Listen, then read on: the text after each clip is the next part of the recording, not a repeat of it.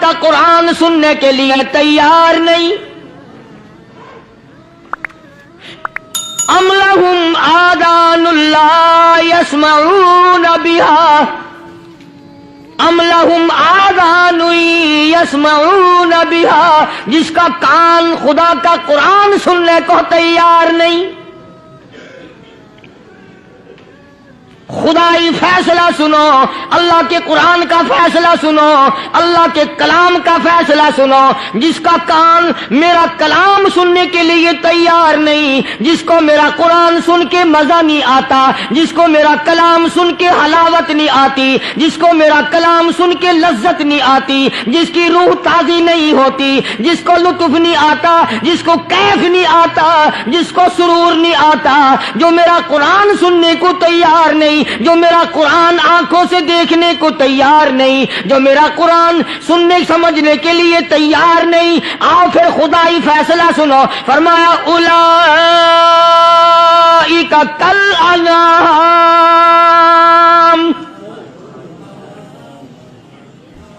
میرا فیصلہ نہیں، کسی پارٹی کا فیصلہ نہیں، کسی فرقے کا نہیں، کسی طبقے کا نہیں، کسی جماعت کا نہیں. فرمایا اولئک الانعام. پیدا کرنے والا مالک و خالق کہتا ہے مجھے اپنی کبریائی کی قسم یہ سارے جانور ہیں.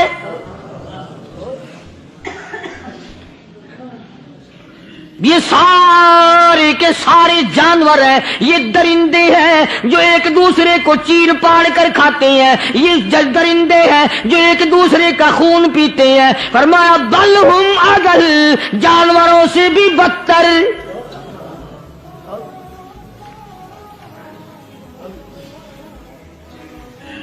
جس کے دل میں قرآن سن کر ترس نہیں، جس دل میں رحم نہیں، اپنے سے کمزور دیکھ کر جس کے دل میں شفقت نہیں، مہربانی کا مادہ نہیں، فرمایا وہ کوئی بندہ ہے، وہ تو جانور ہے. اور خدا غضب میں آ گیا، فرمایا بل ہم اضل، اس سے بھی بدتر. اللہ والے جو ہیں وہ ان خصلتوں کو دور کراتے ہیں، اور وہ آدمی کے مزاج اور دل میں سے ایسی چیزیں نکالتے ہیں جو اس کی بربادی کا ذریعہ بنتا ہے. دل کی بیماریوں کا کسی کو فکر نہیں. بخار ہو جائے، آپ چڑھ جائے، آپ کو پتہ چل جاتا ہے. نزلہ ہو جائے، آپ کو پتہ چل جاتا ہے. کھانسی ہو جائے، پتہ چل جاتا ہے. دل کی بیماریوں کا کیا پتہ چلے؟ صحابہ اکرام رضوان اللہ تعالی علیہ مجمعین کی جماعت کے اللہ پاک کے محبوب حضرت محمد الرسول اللہ صلی اللہ تعالی علیہ وسلم نے دلوں کی صفائی کی.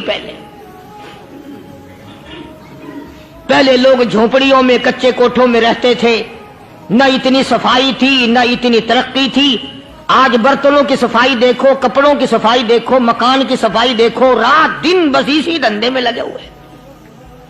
سارا دن برتن دھونے سے فرصت نہیں، سارا دن کپڑوں کے بناؤ اور سنوار میں فرصت نہیں. تو اللہ والے ایسے موقع پر بڑی عجیب بات کہتے ہیں. وہی مجذوب ہے، مجذوب علی رحمت کہتے ہیں بظاہر تو ہر شے میں بے حد صفائی، بظاہر تو ہر شے میں بے حد صفائی، مگر دل میں ہے گندگی انتہائی. بظاہر تو ہر شے میں چہرے کی صفائی، بدن کی صفائی، نہ جانے کتنی قسم کا صابن ہے، نہ جانے کتنی قسم کے پاؤڈر ہیں، نہ جانے کتنی قسم کے شیمپو ہیں، نہ جانے کتنی قسم کے کپڑے ہیں، کیا چال ڈھال ہے، کیا نئے نئے ڈیزائن ہے. مجذوب کہتا سب کچھ دیکھ لیا، بظاہر تو ہر شے میں بے حد صفائی، مگر دل میں ہے گندگی انتہائی. جس یار کی بیٹھک میں بیٹھ کے کھانا کھایا، جس رشتہ دار کی بیٹھک میں بیٹھ کے کھانا کھایا، اسی کی بہن کو دیکھ کر آبرو پہ ڈاکہ ڈالنے کا پروگرام ہے. جس دوست کے گھر میں بیٹھ کے کھانا کھایا، اسی دوست کی بیوی کی عزت لوٹنے کا پروگرام ہے. पुराने जमाने में अब भी दिल्ली जैसे शहर में अगर दावत की जाती है तो वहां एक तश्तरी में नमक आता है सबसे पहले।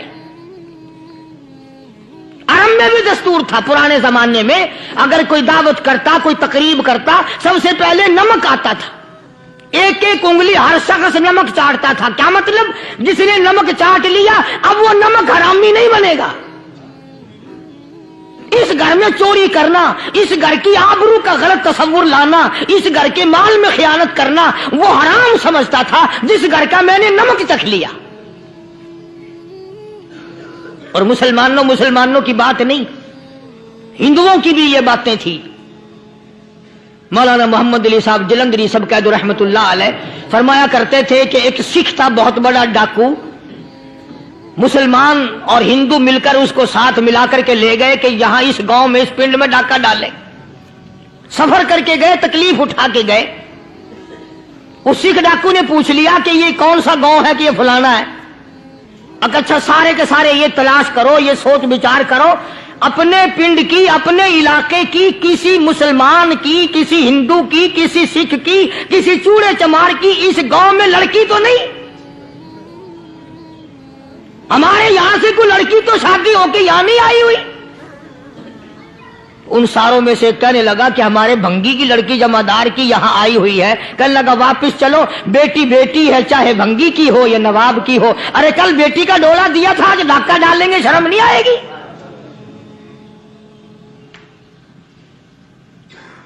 आज वो तसव्वुर कहां चले गए? और हम सब रोते फिरते हैं, सुकून नहीं, सुकून नहीं, इत्मीनान नहीं। अरे इत्मीनान आएगा कैसे? हमारे दिल बेईमान है, नीयतें खराब है, आएगा कहां से?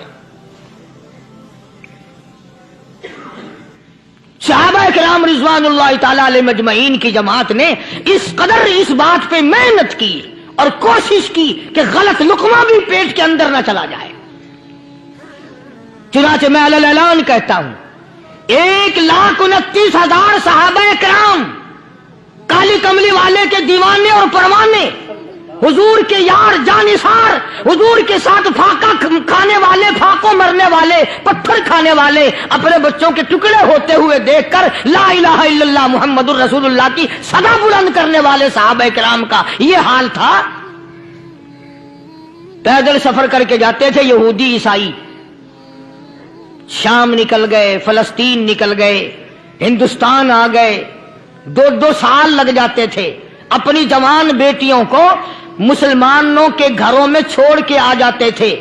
कभी निगाहे नबूवत ने जिनको रंग दिया था, कभी किसी सहाबी पे जर्रा बराबर इल्जाम नहीं लगा। उन यहूदियों का, उन ईसाइयों का यह अकीदा था कि मोहम्मद सल्लल्लाहु अलैहि वसल्लम के जो गुलाम हैं, इनकी निगाह भी पाक है, इनके दिल भी पाक हैं, इनके इरादे भी पाक हैं, इनके हाथ भी पाक हैं। मिस्र के गवर्नर ने, मिस्र के जनरल कर्नल ने खत लिखा सैयदना फारूक आजम रज़ी अल्लाह ताला अन्हु की खिदमत में। दौरे खिलाफत है हजरत फारूक आजम का।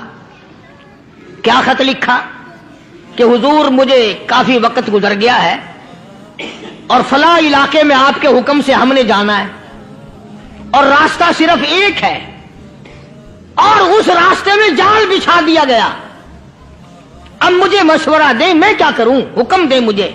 जाल क्या बिछा दिया गया कि हमें पता चल गया है ईसाइयों ने प्रोग्राम बनाया, सैकड़ों लड़कियां तलाश कर करके बड़ी खूबसूरत हसीना इकट्ठी की हैं, उनको गाने बजाने की ट्रेनिंग दी है, उनको अच्छी अच्छी आवाजों वाली लड़कियां ढूंढ के लाए हैं और उन्होंने ये प्रोग्राम बनाया कि जब मुसलमानों की फौज इस गली से गुजरेगी, इन कोठों के ऊपर चढ़ के गाना बजाना करेंगे ताकि उनके दिल में बदमाशी आए और उनका बेड़ा गर्क हो।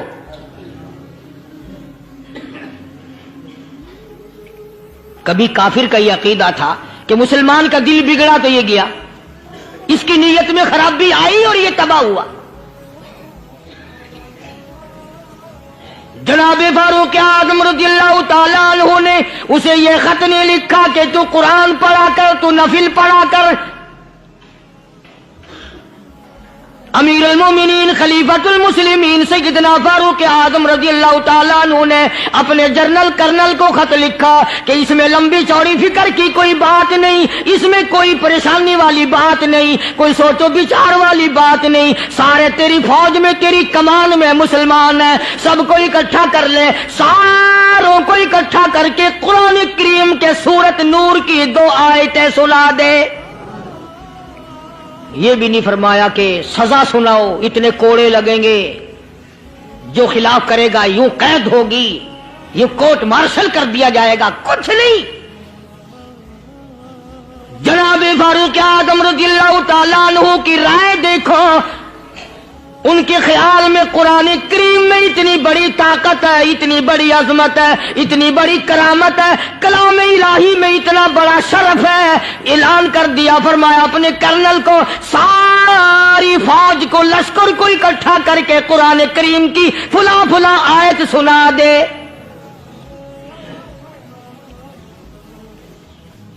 اور اس کے بعد بے دھڑک فوج کو، لشکر کو اسی راستے سے گزار کے لے جا، بے دھڑک لے جا۔ ہائے، کبھی قرآن کی 2 آیتوں سے کام بن جاتا تھا، اب سارے قرآن سے میرا تیرا کام نہیں بنتا۔ قصور قرآن کا نہیں ہے، یہ میرا تیرا ہے۔ یہ تو اتنی وفادار کلام ہے، اتنی پاک کلام ہے، خدا کی قسم، ہزاروں رجسٹروں کے گتے، ہزاروں چائے کے ڈبے، ہزاروں مٹھائی کے ڈبے، لاکھوں کروڑوں دوائیوں کے ڈبے گندے نالوں پہ، کوڑیوں پہ، روڑیوں پہ پڑے ہیں، اور جس گتے نے قرآن کے ساتھ یاری لگا لی، خدا کی قسم کوئی آدمی بغیر وضو اس گتے کو بھی ہاتھ نہیں لگا سکتا۔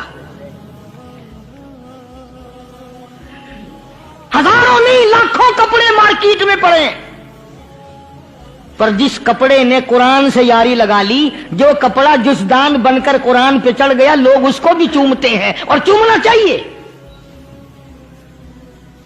یارو، کپڑے نے قرآن سے یاری لگائی تو کپڑا عظمت والا بن گیا، گتے نے یاری لگا لی تو گتا بن گیا۔ ہزاروں قسم کے کاغذات روزانہ ذلیل ہوتے پھرتے ہیں، جس کاغذ پہ قرآن لکھا گیا وہ عظمت پا گیا، جس سیاہی سے قرآن لکھا گیا وہ سیاہی عظمت والی بن گئی۔ ارے اگر مسلمان قرآن کو اپنے اندر پیدا کر لے، اس کی عظمت کو بسا لے، اس کو اپنا لاہ عمل بنا لے، اس کو اپنے سر پہ رکھ لے، تو کیا یہ بندہ قرآن کے ساتھ وفاداری کرے تو قرآن کیا خیال ہے، قرآن بے وفائی کر دے گا؟ یقین نہیں، یقین اصل بات اعتقاد کی ہے۔ یقین کا تو یہ عالم بنا ہوا ہے کہ اگر کوئی چوری کا معاملہ ہو جائے اور کسی پر شبہ ہو، اگر اسے کہو کہ قرآن اٹھا دے تو دیر نہیں لگائے گا، اور اگر کہے کہ فلانی خانگاہ کا کنڈا مار دے کہ یہ کام میں نہیں کرتا۔ خانگاہ کے کنڈے پہ ایمان ہے، قرآن پہ ایمان نہیں۔ اس پر یقین ہے کہ پیر اندھا کر دے گا، اور یہاں یقین نہیں کہ جس خدا نے پیدا کیا اگر میں نے جھوٹا قرآن اٹھایا تو وہ برباد کر دے گا۔ عجیب عجیب لوگ ہیں۔ چنانچہ مصر کے کرنل نے، مصر کے جنرل نے ساری فوج کو اکٹھا کر لیا۔ اس نے بھی یہ بات تو نہیں کہی کہ فاروق اعظم کو دوبارہ خط لکھتا کہ حضرت یہ تو 2 آیتیں آپ نے لکھی، یہ تو سارا قرآن روز پڑھتے ہیں، پر بنے گا کیا؟ جیسے فاروق اعظم کا یقین تھا، فاروق اعظم کی فوج کے کرنل کا بھی یقین ہے، فاروق اعظم کے فوج کے جنرل کا بھی یقین ہے۔ اس نے ساری فوج کو اکٹھا کیا، لشکر کو جمع کیا، اور اس کے بعد کہنے لگا قل للمؤمنین یغضوا من ابصارکم وَيَحْفَظُوا فُرُوجَهُمْ ذَلِكَ أَزْكَىٰ لَهُمْ إِنَّ اللَّهَ خَبِيرٌ بِمَا يَصْنَعُونَ۔ او لوگو، خدا تمہیں کہتا ہے اپنی آنکھوں کی حفاظت کرو، اگر تمہاری نظریں غلط جگہ پڑی اپنی عزت کی حفاظت کرو، اپنی آبرو کی حفاظت کرو، اگر غلط نظریں پڑی، غلط استعمال ہوئی، ان اللہ خبیر بما یصنعون،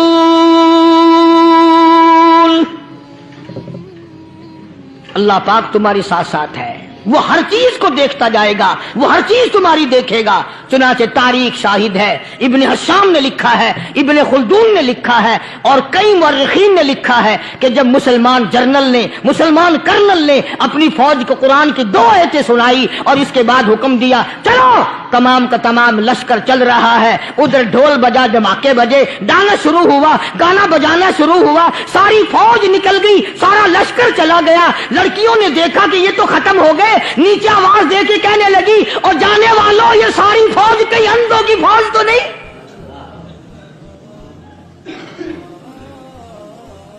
ये हुस्न का नजारा और ये डांस और ये आवाज, हम नाच नाच के थक गई, कोई सर नहीं उठाता।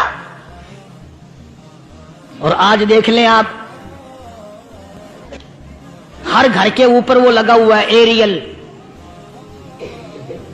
लानत का एरियल लगा हुआ है, लानत का एरियल। हाजियो तुम क्या कहते हो कि हमारे घर का इसमें क्या बिगड़ेगा? खुदा की कसम वो बिगड़ता है, वो दीमक लगती है, वो तबाही फिरती है, तुम्हें पता भी नहीं चलता। तुमने क्या सोच रखा है? मुसलमान कर्नल के हुक्म पे सारी फौज निकल गई, नाचने वाली गाने वाली लड़कियां ईसाइयों की हैरान है। क्या हुआ? लाखों की तादाद में फौज गुजर गई, कोई निगाह उठा के नहीं देखता। एक मुसलमान सिपाही गुजरता गुजरता नीची नजरें किए किए कहने लगा सर कैसे उठाए, निगाह कैसे कोई उठाएगा? ये सारे के सारे अल्लाह का कुरान सुनकर आए हैं, कैसे कोई निगाह उठाएगा, कैसे कोई सर को उठाएगा? ये सारे के सारे अल्लाह का कुरान सुनकर आए हैं। उनका अमल हुआ ना कुरान पे, उनके अमल का कितना बड़ा असर पड़ा। मुअर्रिखीन ने लिखा, इब्ने हशाम लिखता है, ईसाई लड़कियों ने छलांगे लगा दी, कोठे से नीचे आ गई, कहने लगी आम मुसलमानों वो कुरान हमें भी सुना के जाओ जिसमें इतनी स्पिरिट है, इतनी ताकत है, जो हुस्न के नजारे से रोक दे, जो गाने बजाने से रोक दे। ये तो आदमी के दिल का सुकून है, न गाना सुनते हो न हुस्न का नजारा करते हो। जाते वाले यूं ना जाओ, हमें भी वो कुरान सुना के जाओ। उस कुरान में कितनी बड़ी ताकत है, वो कितनी अजमत होगी उसमें, उस कलाम में कितनी बरकत होगी, जिस कलाम में ये तासीर है कि वो ऐसी ऐसी चीजों से रोक देता है। चुनाचे एक मुसलमान सिपाही चलता भी जाता है और कहने लगा वकुल्लिल मुमिनीन,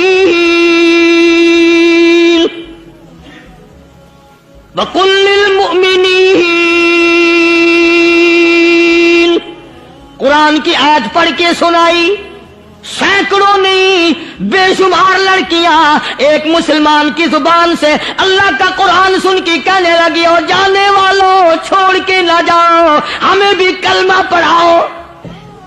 जितनी भी वो नाचने गाने वाली थी तमाम की तमाम कलमा पढ़कर मुसलमान बन गई। और मुअर्रिखीन ने लिखा है आखिरी दम तक कुरान की शादाई और दीवानी बन के गुजरी हैं। फिर वो लड़कियां जो रात दिन हुस्न जमाल का पैकर बनी रहती थी, उलमा ने लिखा है जब मौत आई एक एक के बदन में कपड़े लिबास में मौत आई तो 50-50 टाटी लगी हुई थी।